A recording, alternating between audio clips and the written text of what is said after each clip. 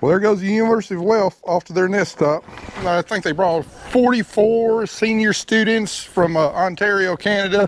Third year they've been out here. Really look forward to the opportunity of meeting with them every year. Had a bunch of great kids, asked some great questions there. And anyway, we're at a standstill on this. I never could figure out. I went through a lot of electrical diagnostics, and we got to make tracks for Ames, Iowa. So I reckon I'm going to call Tennessee Tractor, see if they can get somebody out here while we're gone, figuring out why this thing won't go in the transport. I think the problem's with the accumulator not getting a solenoid energizing, but I can't figure out exactly which solenoid it is. The schematic in my diagnostic manual is not very good, so I think that's where our problem is. That won't fold up because the accumulator won't go up. So see if they can get out here. Hopefully they get that fixed. Andy, let's make tracks for Iowa. Got somewhere to be.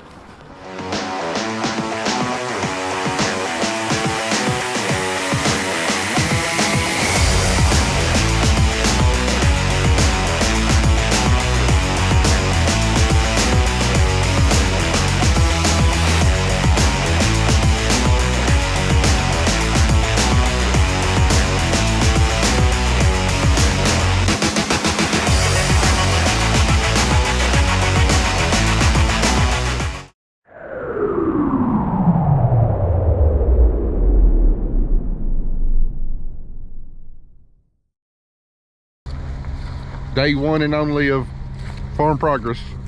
Day one and one only. Look at this. Look at this black soil. I've forgotten what it's like to step on moist ground. It's actually soft. Yeah, I know. It's crazy. Got a blimp. Flipping blimp. Sponsored by Martintil. All right, where do we go in here? I have no clue. I'm following the masses, man. Welcome to Ames, Iowa. And it's moist. Boy. Oh, stop in! Oh, in line for the coffee. Of course she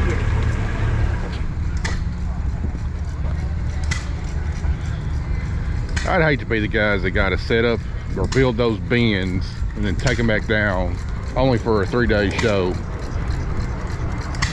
And I got several bin manufacturers here.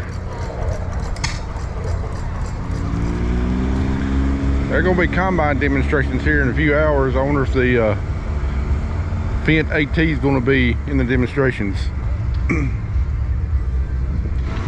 Got a brand new Gleaner combine, the T-Series.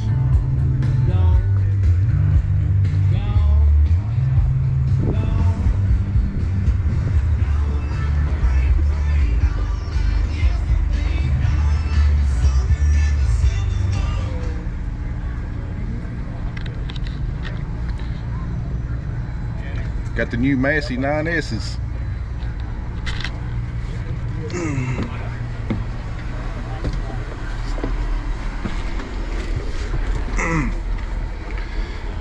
Definitely a little bit different design than what we're used to. I gotta say, I really like the looks of these. I really like the looks of these new Masseys, and hopefully they'll be moving in our area just to give us another viable option other than CaseIH or John Deere. I think me and Andy's favorite feature right here is this whole rail right here to mount your monitors. I mean, you're talking about nice and neat. They got their precision planting monitor because they got a planter hooked up to it, and I don't know what these others do, but it's a really sharp looking tractor. I wish that sun was a little bit higher. Y'all could see in here a little bit better. One thing different between this and the farm show is all the freaking golf carts. If you're not careful, you will get run over. And if you happen to get lost, they got street signs. I see our future service truck right there. Got to get one with a crane. All right, viewers, what do y'all think? I'm going to have to make an upgrade at some point in time. Fuel trailer, now this is Cadillac version, gonna be a little bit out of my price range, or build me another service truck. I sure like having a truck. The only problem is going to be putting enough fuel on there. So what do you think? Truck, fuel trailer? Oh yeah. Slow motion. Where we run a hay and cattle operation in northeast Missouri.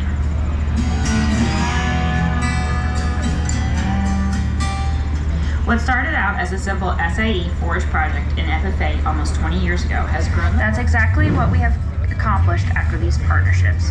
Our high quality is unmatched. Jason has always bragged on the Heston slogan, Heston knows hay. And here on Wazark Farms, we know hay too.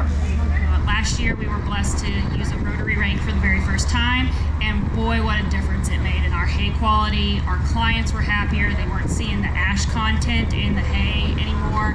You know, the windrows are fluffy. And this is the real reason I come up here, the combine demonstrations. Right over there we got one of the Fendt Ideal 10Ts with a John Deere tractor and grain cart with a John Deere autonomous tractor and grain cart. There is no driver on the grain cart. Nobody's driving that grain cart. Kelly might be out of a job here in a few years.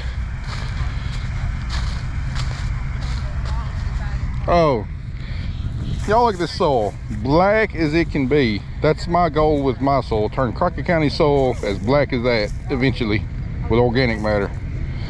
Looks like you're gonna be out of a job here in a few years, Kelly. No. Get one of those autonomous kits for the New Hollands. No, absolutely not. No, that sucker would turn into a transformer. It wouldn't get a signal, and it would run into someone's house or run in the ditch or go in a pond. And then what? Well, at least it go faster than you. But I don't break things, and I don't run off into ponds and all the rest of the stuff. So yeah, I am much better than autonomous. All right, we're almost here to the combine demonstration. It's supposed to start here in a few minutes. I mean, look at this. This almost looks like coal dust down here. Right? What the heck is this? Now I see how they get 250 bushel field On a averages bad here. year. Yeah, on a bad year.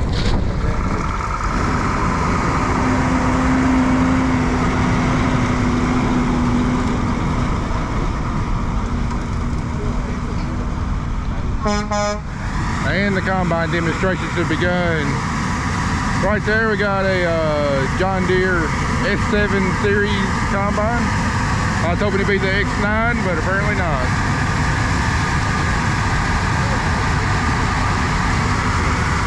And they don't have the spreaders engaged, so don't hit anybody with corn cobs. Next up we have the Fendt Ideal HT combine. No steering wheel on that one, it's all driven by joysticks.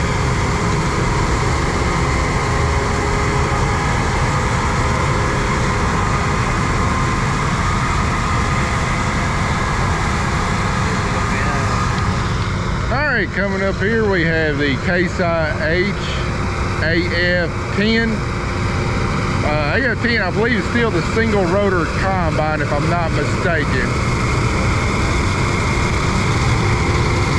I believe it's going a little bit faster than the John Deere and the Fendt with same size head.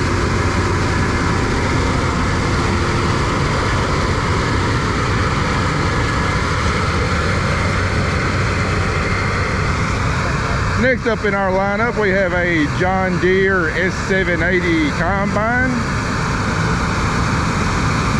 Going a little bit old school retro with this one. I guess that corn head's got the calmer rolls on it, if I'm guessing. All right, here's a brand new one for y'all folks. Right here we have a Gleaner, the new T series 61, or is it 81? No, T81 right here.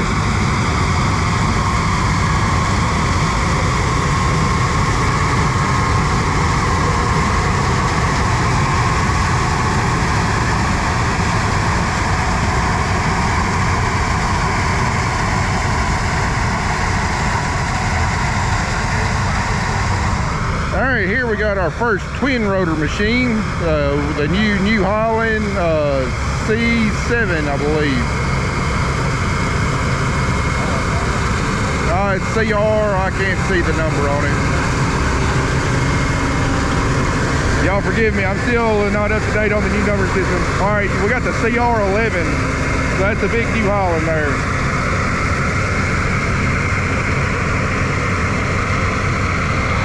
So if you wonder what the AF11 would do, just imagine that one painted red. All right, next up we got two Closses in a row. This one is 740.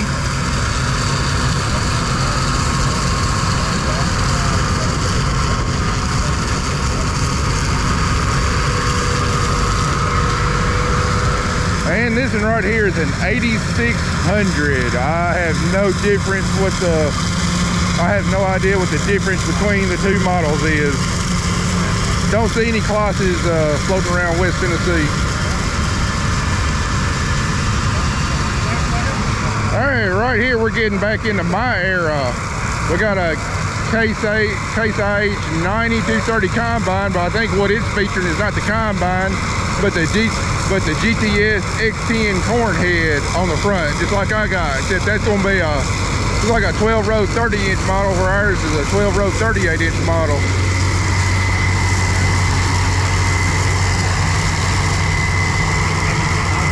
$92.30, he's definitely not pushing that hydrostaff forward. He could do a whole lot more of what he's doing. And I got a little unloading on the go action here. I wish they'd do the autonomous demonstration right here. Now that is a nice grain cart. Gold.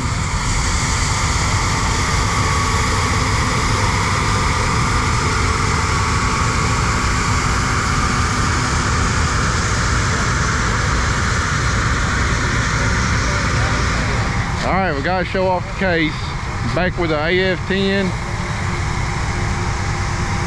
Is that 645? Yeah, 645 quad track with a Brent 1300 bushel grain cart.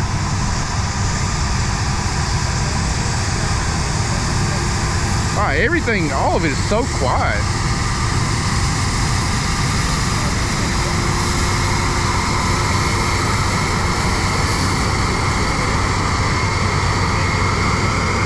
I will say that's an ugly boot on that combine auger. Oh, grain cart operator getting a little quick there. I would not want to be driving a grain cart in front of all these people. I'd screw up and spill some off the back end. All right, you gleaner fans, gotta get y'all a little bit more action.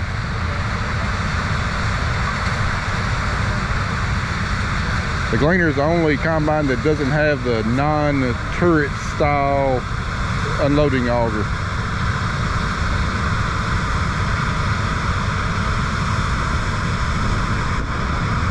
I'd say it works all right, but in our hills in West Tennessee, I can see going through some dips and wrecking that auger on the side of the grain cart. That is a beautiful Massey 9S tractor, though, I will admit.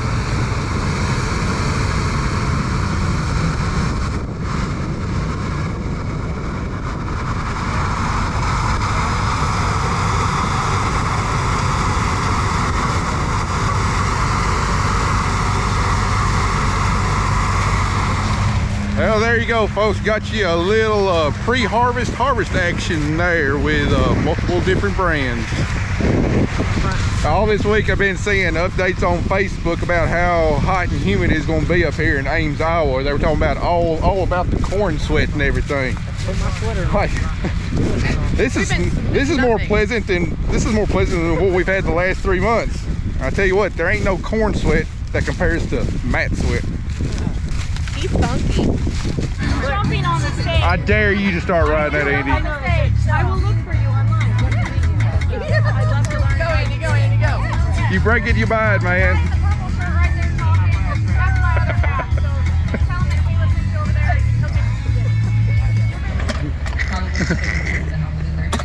What's the horsepower on that model, Andy? How about hydraulic capacity? Got 3 SCVs on it? Did you cause any damage at all? Surprisingly, no. It was just a snout. You think you pull that Borgo?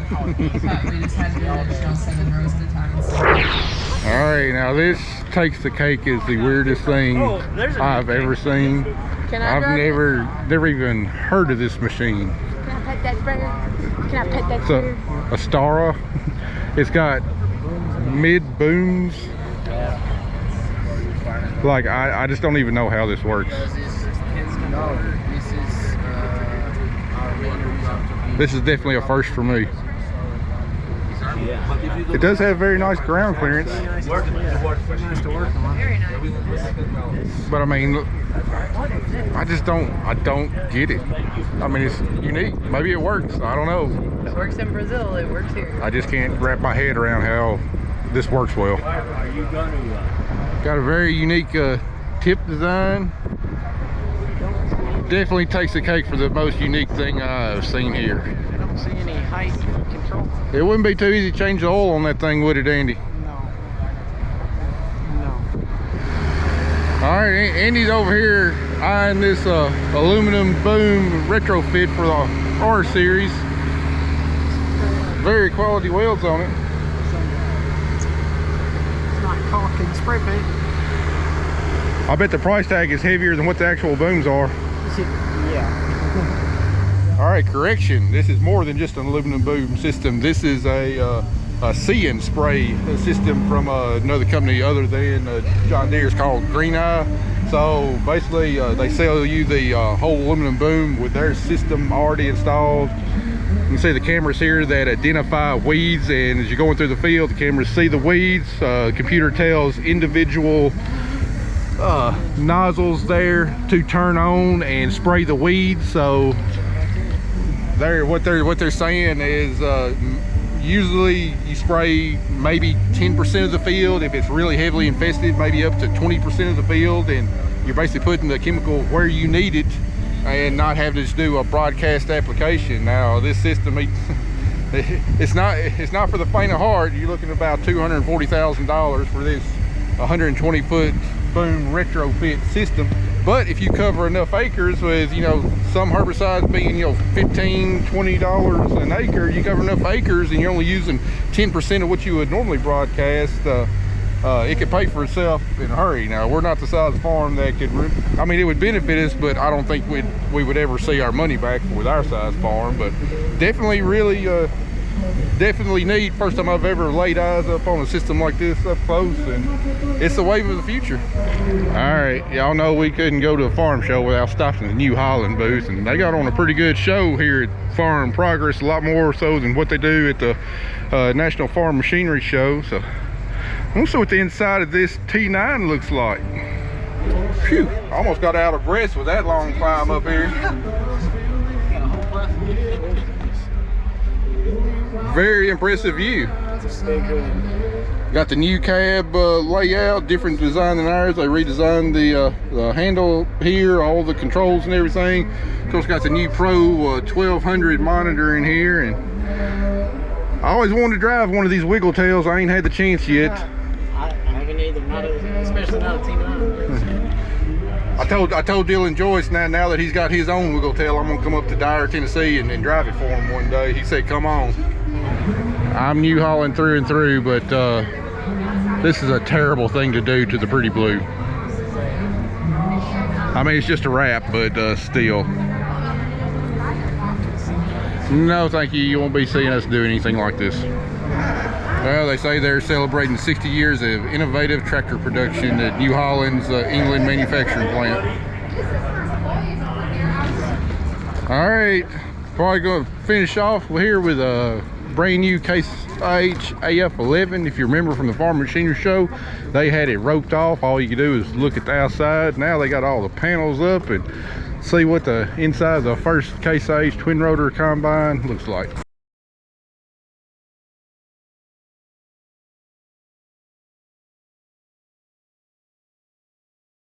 Yes, I know, all this is a New Holland combine, painted it red.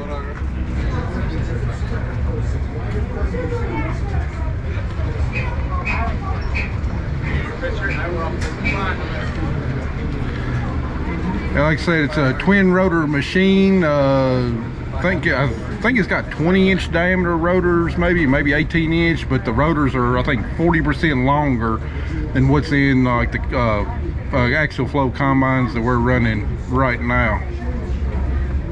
Forgive me if I get some of the specs wrong. I said I'm still learning this stuff.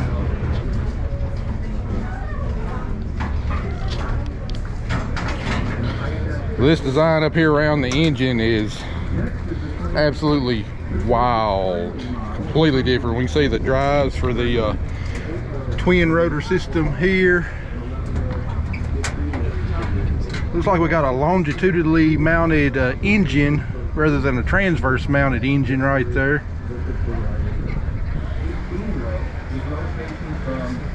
Got the radiators up there at the front. Yeah, I don't know about the serviceability of it, especially if you need to go on the back side of the engine, you know, where the turbo is. I don't know about all that. I think it's got a 567 bushel grain tank here. Right there, got the radiator screens right behind the grain tank. I got a returns here. I don't know if this is a re-thresher or what. Yeah, I think it's got to be a re-thresher right here.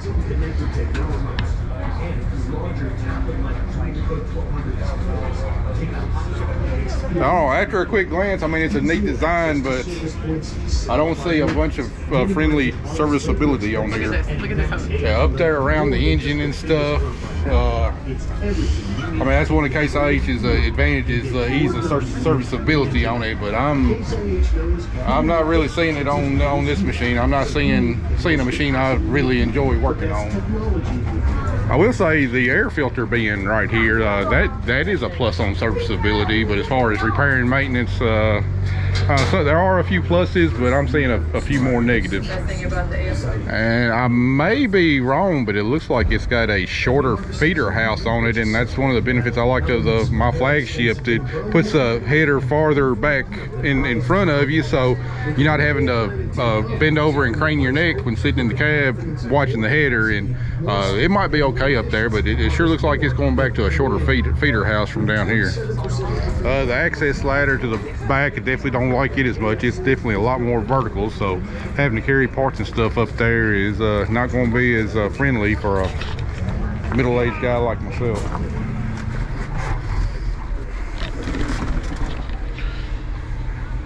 So we are doing a wheel farming trivia game. Super nice cab. What's going on that stage? Not gonna lie. We're gonna play a quick trivia game. That's one question, chance to win a prize. Alright, you guys. Well, I gotta say, my first impression, super nice combine. I bet it gets the job done threshing. I mean, I bet it does a fantastic job. But long term, when you gotta overhaul a lot of stuff, I don't think it's going to be as easy or pleasant to work on as the flagships, you know, as the flagships we're running right now. Just things harder to get to.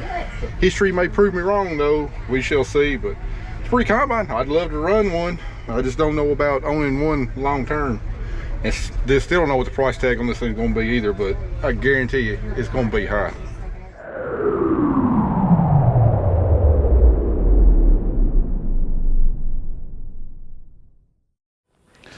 All right, folks, we got back from Iowa last night. We're getting back to work, trying to get this thing wrapped up before we get started corn harvest. And all you Midwesterners, y'all can thank me. I brought that corn sweat humidity back with me to Tennessee. It is humidity has definitely arrived.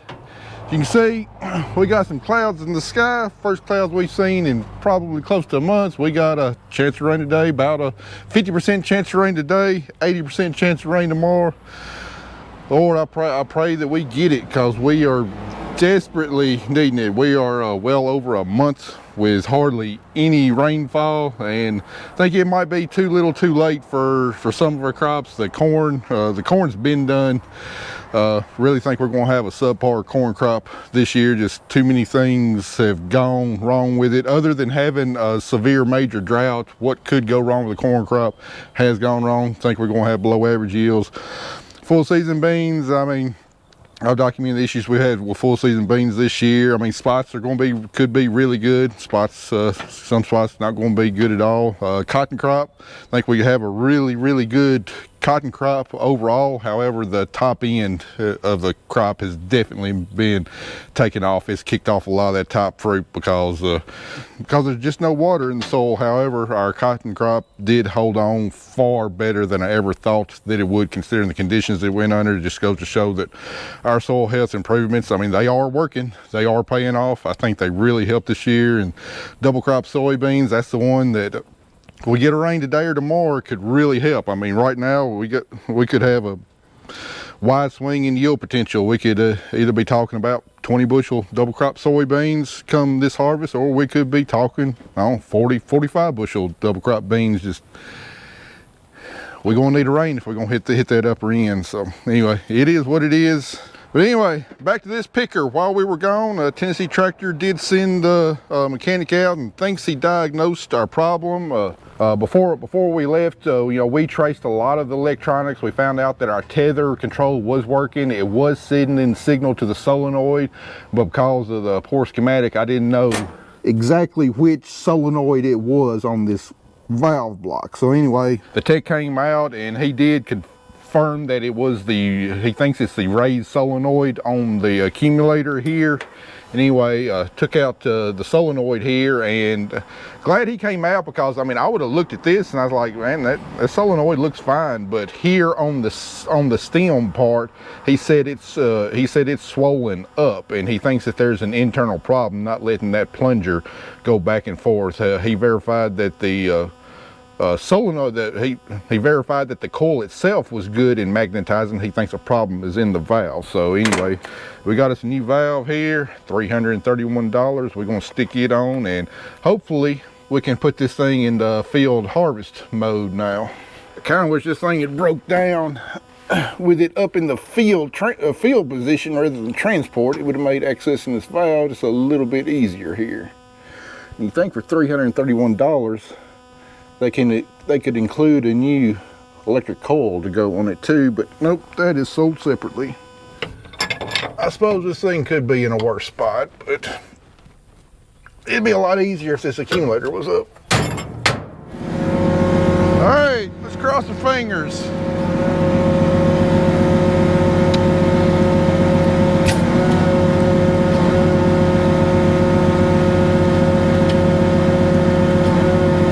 Still not working.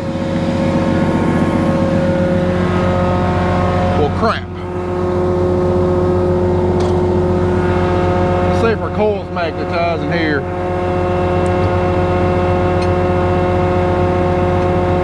Yeah, our coil's magnetizing.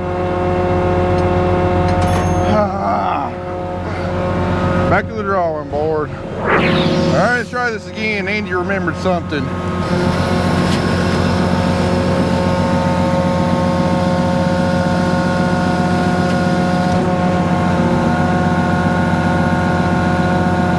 Look at there.